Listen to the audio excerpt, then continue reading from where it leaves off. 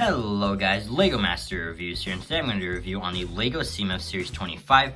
I did do a video a few days ago covering 6 of these minifigures, but I promised in that video that if I got the other 6, I'd make a video covering the whole series, and I did get the other 6. So with that out of the way, let's jump right on into this video. The first minifigure we're going to take a look at here is the Gamer Girl, and this is a really solid one, I think. I really like the dual molded arms she includes, as well as the hair piece and that really nice like pink color that I feel like we don't get a lot on minifigures. The two face prints are really nice, and in the back print is actually a really cool reference to Lego City. I think the legs are also really cool with that side printing, and her accessories are definitely the standout for me. I think those headphones are really cool in green, but the mouse and keyboard are super cool. So, while this minifigure is definitely not my favorite of the series, I think her accessories are really solid. Next up is the Train Kid, and this is another really cool one. I love the hat he has, as well as that really cool face print there. And then I also really like the torso printing he has with like the bandana there. I think that's also very nice. He just has some like normal mid-sized blue legs, and that's what the minifigure looks like without the train, for any of you wondering. But I think the standout is definitely this train piece here. I think it looks really cool, and you get two wheel pieces to connect. That middle one is just part of the mold. Unfortunately, mine was a little bit broken. You can see that piece is kind of bent there, so it was really hard to get that on there. This one does roll, but since that piece is bent, it actually doesn't. So that's unfortunate. But you do get a print in the front that has the number 25, because this is the 25th Lego CMF series.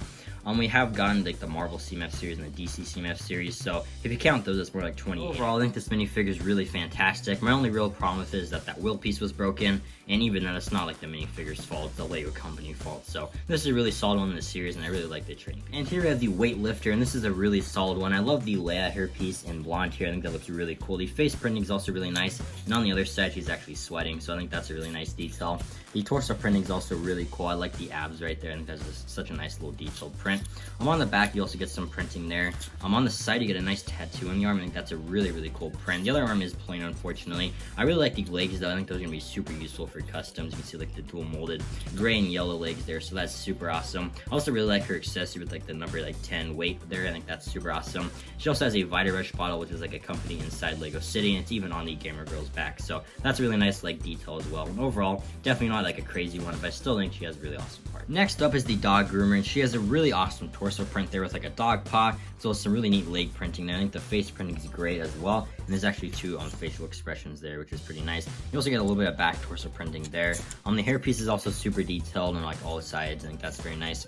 She also includes some scissors to trim the Afghan hound accessory, which is just definitely the standout of this minifigure. I love all the printing on there. I think it looks super cool and just accurate to the dog breed, so that's super awesome. I'm never going to turn down like new dog breeds in Legos, so definitely not the most exciting of the series, but I think the dog is really cute. Next up is the Mushroom Girl, and I love this hat piece she has here, and that looks so cool. Definitely the standout piece on this minifigure for me personally. And there's even like a hole on top, so you can actually place like a flower piece in there. She also has a really awesome front and face print there with like a happy expression. On the other side, it's also a very happy expression, kind of like a smile there.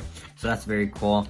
She also has two torso prints. They're almost identical, honestly. There's some minor differences between them, but that's pretty much identical for the most part. And she even has a skirt piece here, which I actually don't have in my collection yet, so I think that's so cool to see being used here, and she even has some like dual molded legs underneath that. So overall, this is a really solid minifigure. I think the butterfly accessory also fits the theme of the minifigure as well. So definitely not my favorite of the series, but I think the hat piece is so cool, and definitely an underrated one in my opinion.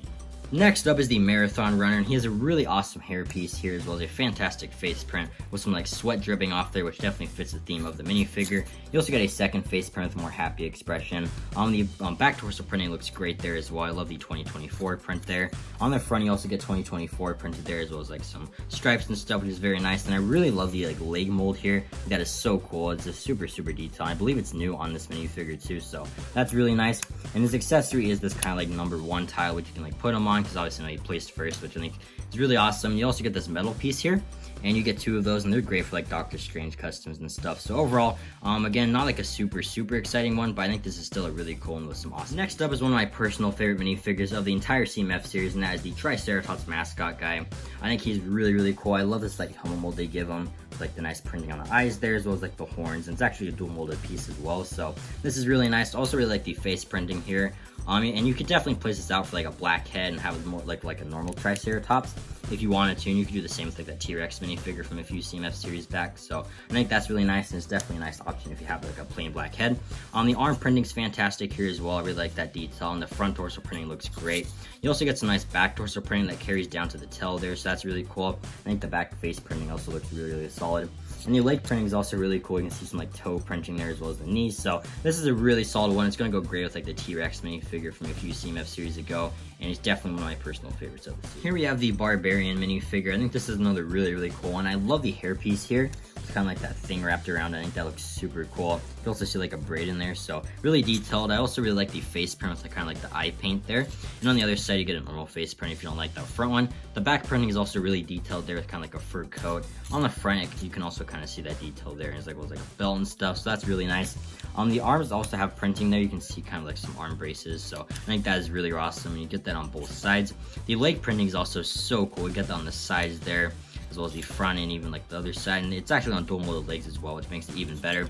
I also really love this sword accessory. It's like this dual molded piece, which is going to be so great for like custom minifigures and stuff. And you get like a stud there, so you can add stuff to that, which I think is just so awesome. So this is a really solid one in the series, definitely an underrated one in my opinion. Next up is this mythical creature. I think this one's also really detailed. I like the hairpiece they used here. I don't think it's new on her. I believe it came in some Monkey Kid sets, but I think it is new in purple, so that is very nice.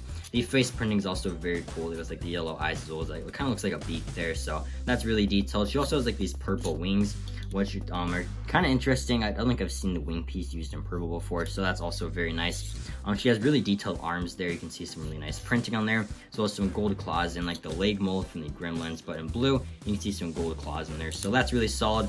I know a lot of people don't like this one. It's really common in the series, I think, so a lot of people have like the duplicates of this one, but I personally don't hate it. I think there's a lot of nice like prints on here and stuff, and it reminds me like a monster from like the Percy Jackson series, so I did make this custom Percy Jackson to kind of go alongside it, so definitely don't hate this one, but I do get why some people might not like it. Next up is one I really love, and that is the Noir detective. I think it looks so cool. I love this like hat mold they give him. I think that would look great on Spider-Man Noir in the future in black. I think it'd be super awesome. The face printing is also really nice. You can see it's like his chin there, as well as the really cool mustache. I also really like the collar piece they give him, this like fabric one. I think it just fits the like the aesthetic and like feel of the minifigure so well. There is no back face print though, for any of you wondering. The back torso printing looks great though. I really like the front torso printing as well. You see like the tie there as well as the jacket. There's also a little bit of printing on his one leg there, and it's kind of cut off a little bit. I think that's just such a nice attention to detail, and they're on dual molded legs, as you can see. So this is such a cool one. The accessories are also really funny. It has the red fish or the red herring. I think that is so cool, as well as the magnifying glass piece, and you can like put it at certain angles where it looks super funny. So this is one I absolutely love. I think it's so clever, especially with those accessories. And here we have the Goat Herd minifigure, and he brings the return of the goat mold. It's been so long since you've seen it. I think it looks fantastic here. You can see the horns there as well, some really nice printing. This is absolutely adorable, and it's so cool that LEGO decided to bring it back.